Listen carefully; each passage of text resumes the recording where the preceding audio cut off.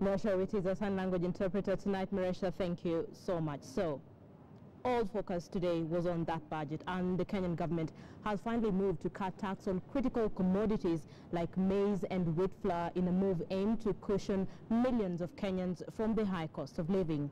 While tabling the 2017-2018 fiscal budget in Parliament, Treasury Cabinet Secretary Henry Rotich further announced tax breaks for pesticides as well as locally assembled tourist vans. But as KTN's Abiagina reports, some of the losers in this year's budget are gamblers. The 2017-2018 national budget is one of Kenya's most ambitious budgets ever. The 2.62 trillion shilling spending plan is heavily focused towards financing security, healthcare, agriculture and social protection. This budget mainly deals with and has given an affirmative in terms of allocation to infrastructure, to manufacturing and industrialization. The biggest winners of this year's budget are the ordinary wananchi, who will not pay additional tax on maize flour and bread. Another sector that got a boost this time round is tourism and agriculture, which were also subjected to tax exemptions. There will be no value-added tax to be paid on locally assembled tour vans, with farmers on the other hand getting a plus on tax waivers on pesticides. In order to promote local manufacturers and reduce the cost of production in agricultural sector, I propose to exempt VAT on all inputs used in the manufacture of pesticides. Mr. Speaker, the tourism industry has been growing steadily despite adversities experienced in the industries. In order to promote tourism further and to make Kenya a tourism hub, I propose to exempt from VAT locally assembled tourist vehicles. This measure has taken into consideration the current policy of the government to encourage local motor vehicles assembly. Other big winners in the budget were low-income earners, who will now be taxed at a lower rate, thus giving them the necessary reprieve. On measures to reduce income inequality, Mr. Speaker, last year I extended the tax ban by 10% and increased the personal relief by 10%.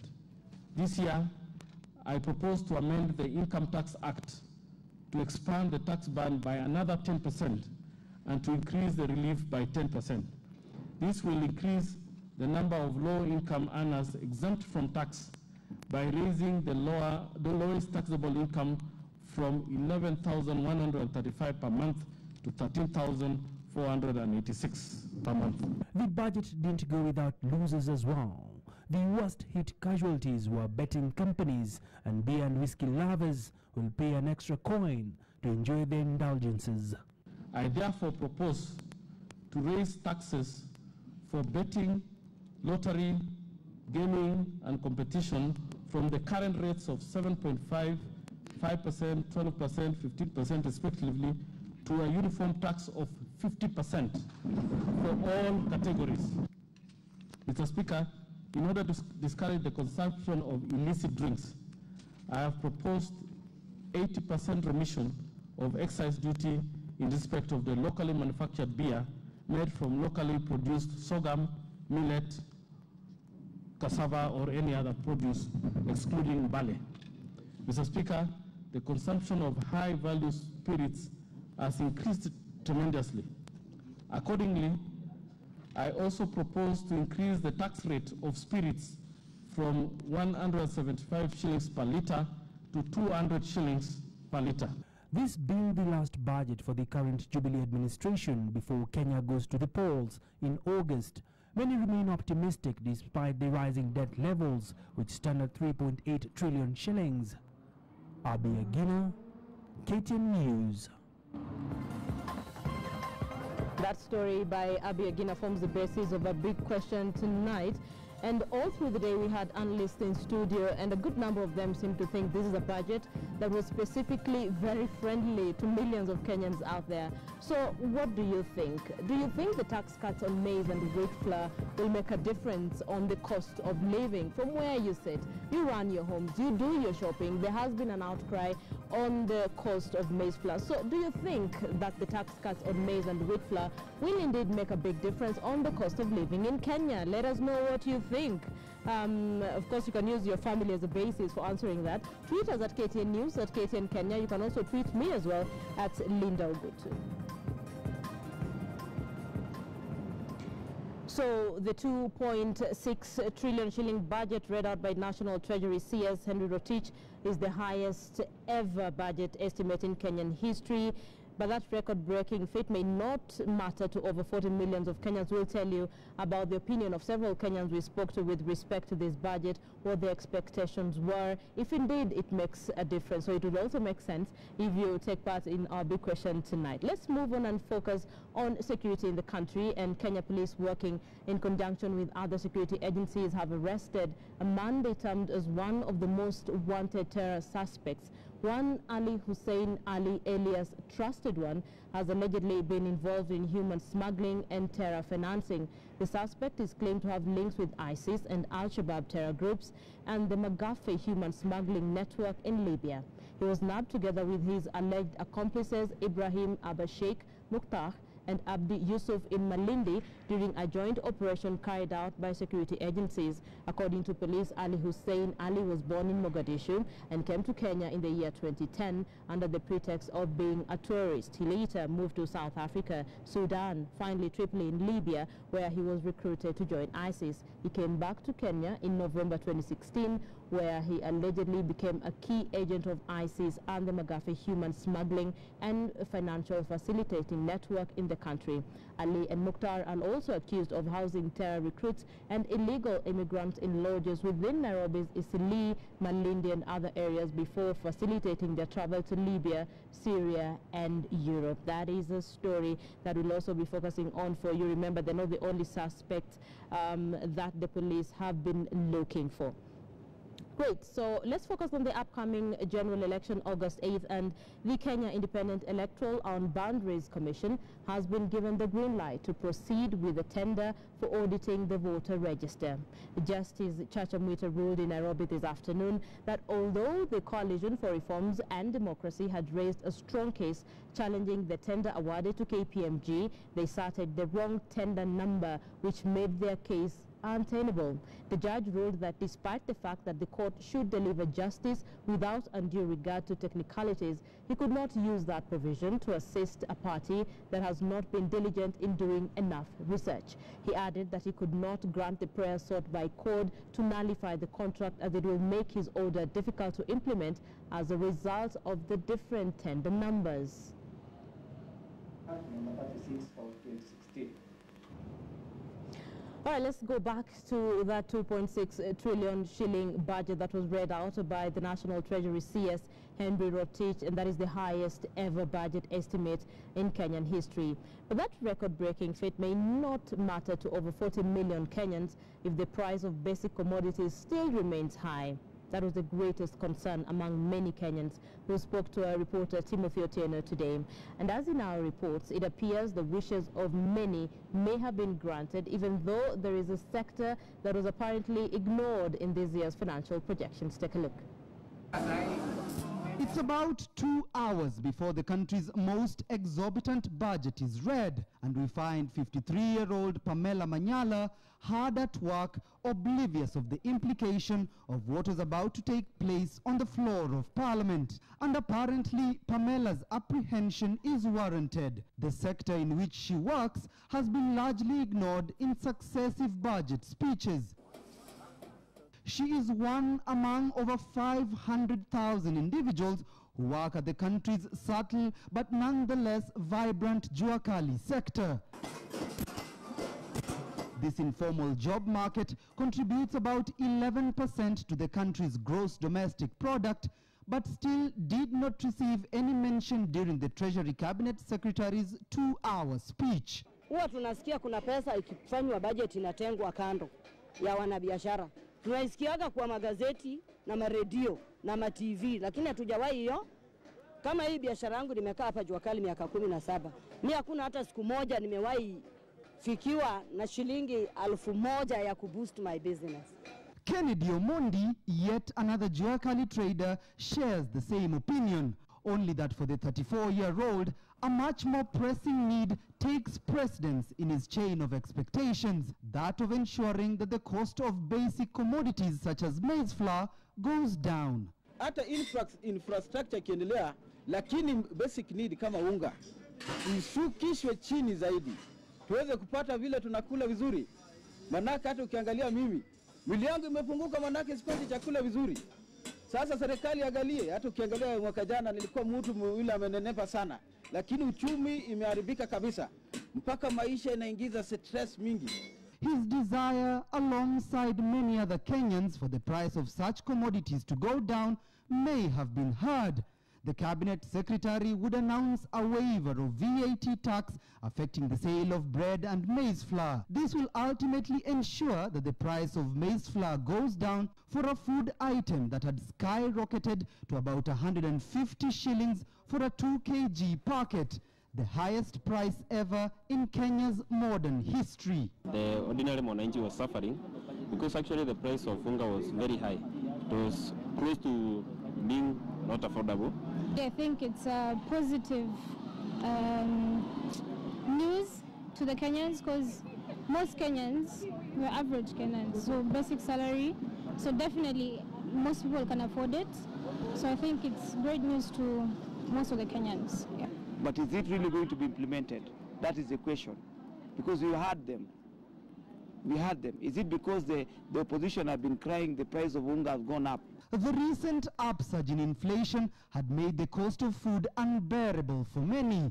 But for self-employed individuals like Pamela,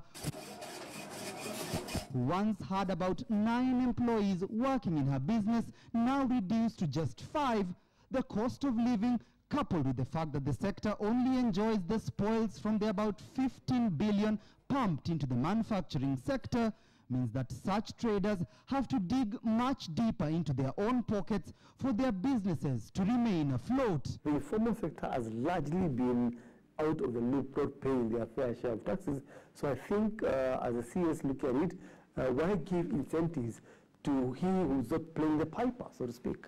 But even as the budget, which seeks to reduce much of the burden faced by Kenyans in terms of cost of commodities, now awaits implementation, the acid test will be whether the 2.6 trillion shilling financial plan will be rolled out effectively for a country quickly racing towards an oncoming election. Timothy Otieno, KTN News. No, Kenyans can be very skeptical. There's a gentleman there saying, how sure are we that this will even get implemented in the first place? And Felix Akoko on Twitter says, we do not live on maize flour alone. I want to be able to go to the supermarket or shop and buy anything comfortably, probably some major concern that millions of Kenyans have out there. Great, so let's now focus on politics. Kenyan Opposition Super Alliance NASA co-principals Raila Odinga and Musalia Mudavadi have moved to do some damage control following a statement by Kitui West MP Francis Nyenze saying Wiper leader Kalonzo Musyoka could walk out of NASA. The two leaders insist Kalonzo is in NASA to stay. Rita Tinina has more. The canvass have reached an age whereby if it's not Kalonzo, we'll go it alone. It is a statement that has sent shockwaves within the National Super Alliance and ignited an internal dispute within the Wiper Party. Now the NASA leadership is seeking to calm the tensions. NASA core principals ODM leader Raila Odinga and ANC's Musalia Mudavadi insist Kalonzo is in NASA to stay. Kalonzo atoki. Nimeongea na Kalonzo leo asubuhi amenihakikishia yeye yuko ndani ya NASA mpaka mwisho. And he has said that he's not moving out. And as far as I'm concerned, we take his word for it. Nyenze is one of the 3 Wiper representatives in a 12-member team tasked to pick the NASA presidential flag bearer.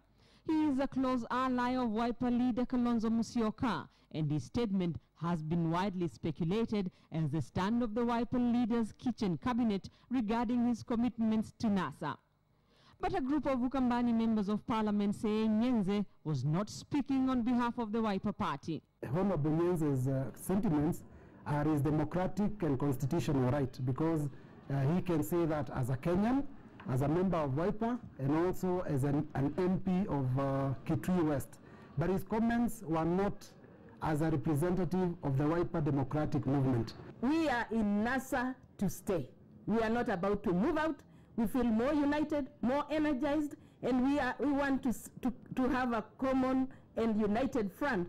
According to IEBC timelines, which require parties to submit their nomination papers to the IEBC 3 months to the election, time is slowly running out for NASA to settle on a presidential flag bearer, with speculation about a looming fallout. Rita Tinina, KTN News. Those of you who've been following the story know that there has been quite a fallout after that presser. And for quite some time now, Wiper leader Kalonzo Musyoka has been fighting claims that he is planning to quit the National Super Alliance even before the opposition outfit picks a presidential candidate.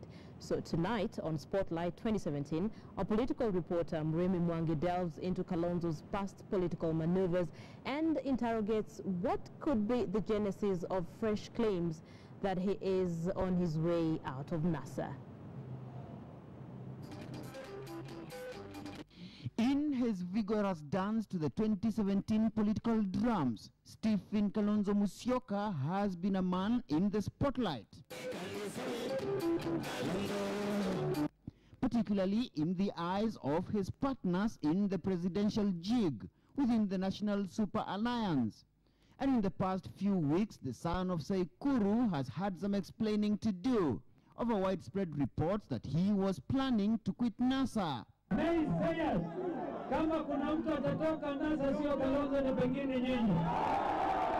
they are losing interest now.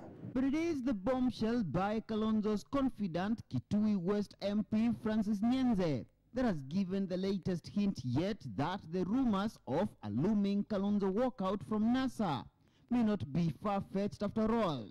Support Kalonzo for presidential flag bearer in NASA.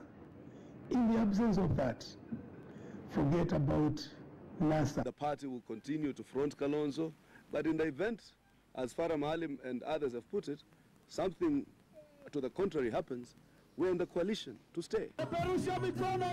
Sources within Wiper indicate that a deep suspicion has erupted between senior members of the Wiper National Executive Committee and a clique of top Ukambani leaders presumed to be Kalonzo's kitchen cabinet. Some observers argued that Nyenze's outburst did not come as a surprise, particularly after Kalonzo's bold address to Wiper aspirants at Bomas on Monday, in a statement seemingly aimed at his partners in NASA. You people call me diplomatic, wate mungwana, wacha ungwana upotee niwe mshenzi. He is going to bolt and do a solo run.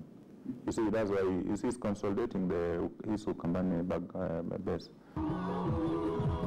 In 2007, Kalonzo garnered just over 800,000 presidential votes, but with a basket of lower eastern votes now at well over 2 million.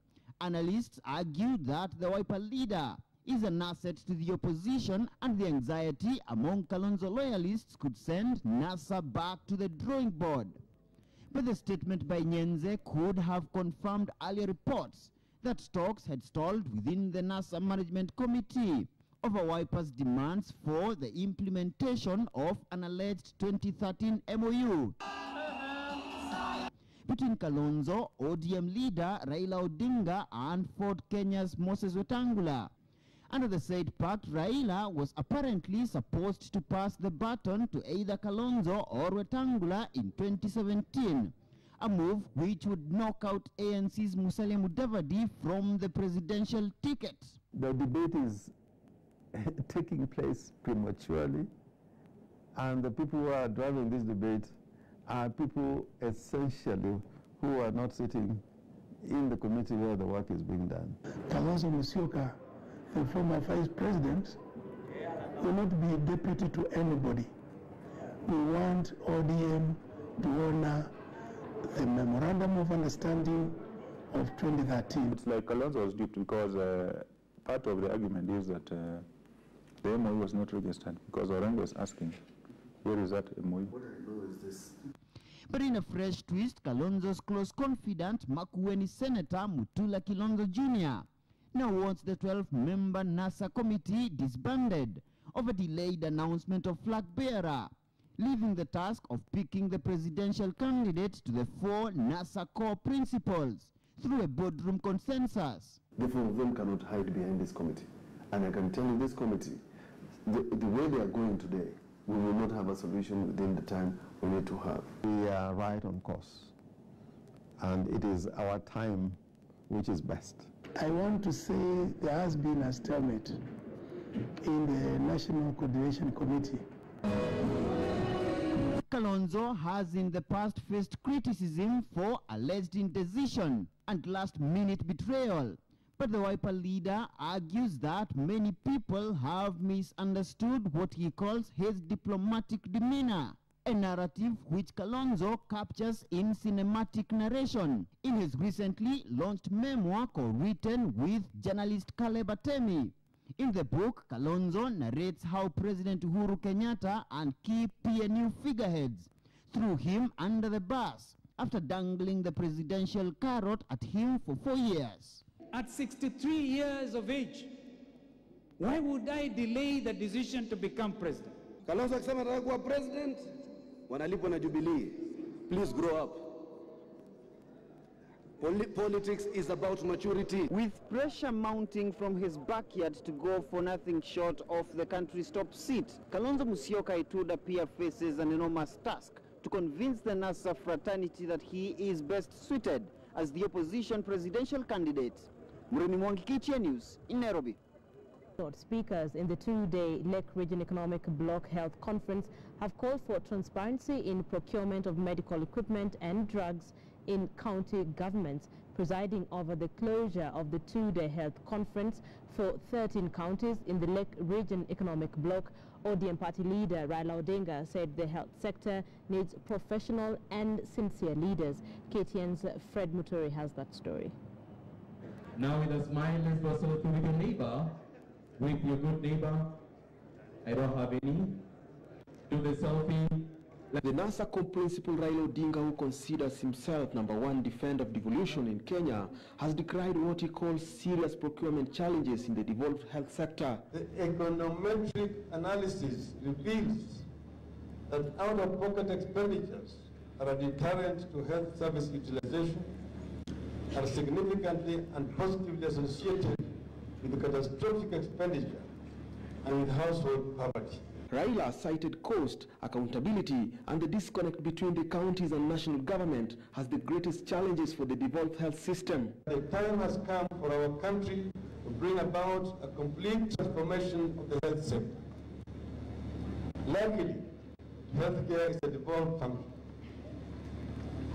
This creates room for new thinking away from the old mindset that has bedeviled this critical sector since independence. The irony of that is that if we have the bulk of the doctors who are working out here, we take our patients to other regions, and we are even exporting resources actually to those regions because the patients we take, we have to go and pay there. We are particularly passionate that we should have more clinics in the rural areas for reproductive health rights, for prenatal and postnatal care, so that our mothers cannot die giving birth. Governors were told to appreciate specialists from the region, particularly those that have ventured into the private health sector. We in the region, we can assure you, health being a key issue, a key area, we are doing everything and determined to ensure that health of our people are improved. And we discussed many things that we feel must help change health in Kenya generally, but most specifically because we agreed that we must begin at home. We should carry out a joint feasibility study on the viability of a major pharmaceutical industry in the Great Lake regions. If Africa is to rise up, then we must become producers rather than consumers.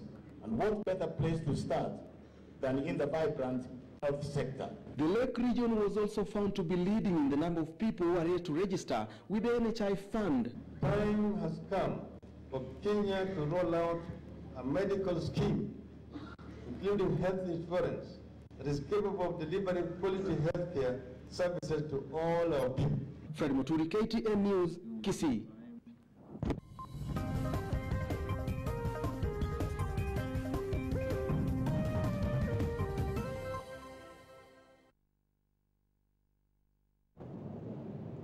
Let's now look at business news. And smallholder farmers can reduce post-harvest losses and improve incomes by adopting better storage management practices and technologies. According to the UN Food and Agriculture Organization, about 1/3 of food produced globally is lost or wasted along supply chains. The FAO further reports that food waste is worse in developing countries because 40% of food is lost post-harvest. It is for this reason that a conference focused on reducing post-harvest food losses has been held in Nairobi, bringing together over 300 experts from across the region. The conference identified practical solutions to reduce food losses and waste in Africa. The conference is the first of its kind on the continent and provided an excellent platform for all stakeholders in the food supply chain. KTN's Habi Agina held discussions with participants, and of course we'll listen into what some of them had to say.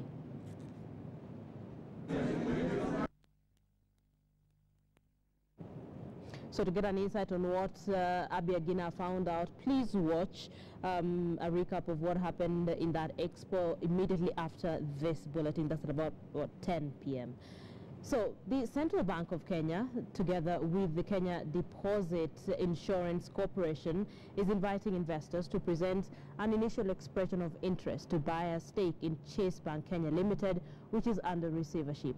In a statement to newsrooms, the CBK and KDIC, the appointed receiver, note that they are executing their mandates in the matter in accordance with the laws. The statement goes on to note that Chase Bank Limited was a rapidly developing commercial bank operating through 62 branches before being placed into receivership on April 7, 2016. The bank reopened with reduced activities on April 27, 2016, managed by KCB Bank Kenya Limited. The bank has continued to operate and grow deposits from the date of receivership.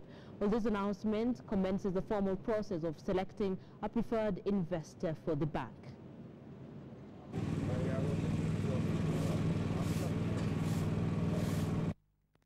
So, as Treasury Cabinet Secretary Henry Rotich tabled his last budget under President Uhuru Kenyatta's administration, the budget deficit standing at 900 billion shillings is the puzzle of how will the government meet the 2.62 trillion shilling budget.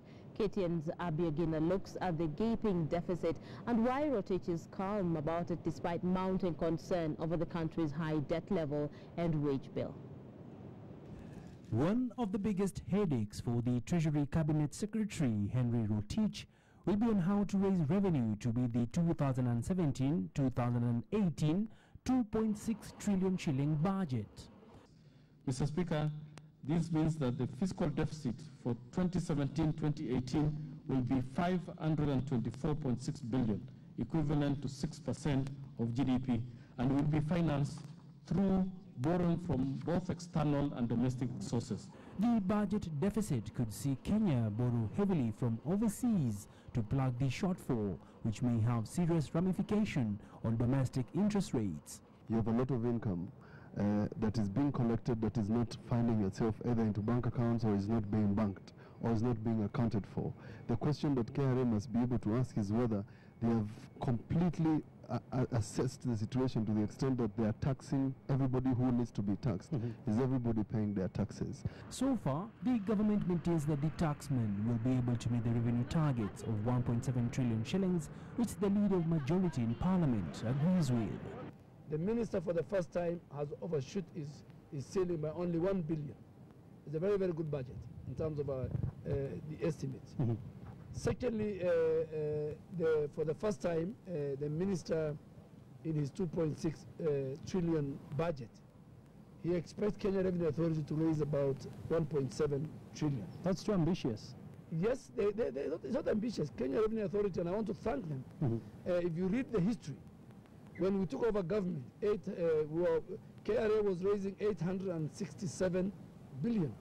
In 3 years, they have raised 1.3, 1.4 trillion. With the budget now out, many will be keen on seeing approaches the Kenya Revenue Authority will take on to boost collection despite tax avoidance being rife. Abiyagina, KTN Business.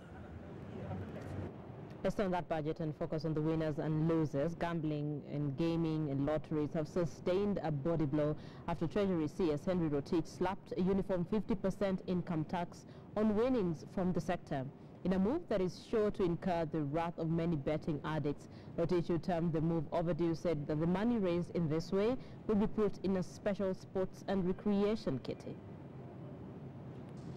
Mr. Speaker, betting and gaming have become widespread in our society in an environment that is inadequately regulated. Its expansion is beginning to have negative consequences, negative social effects, in particular on the youth and the vulnerable members of our society. I therefore propose to raise taxes for betting, lottery, gaming and competition from the current rates of 7.5%, 5%, 12%, 15% respectively to a uniform tax of 50% for all categories.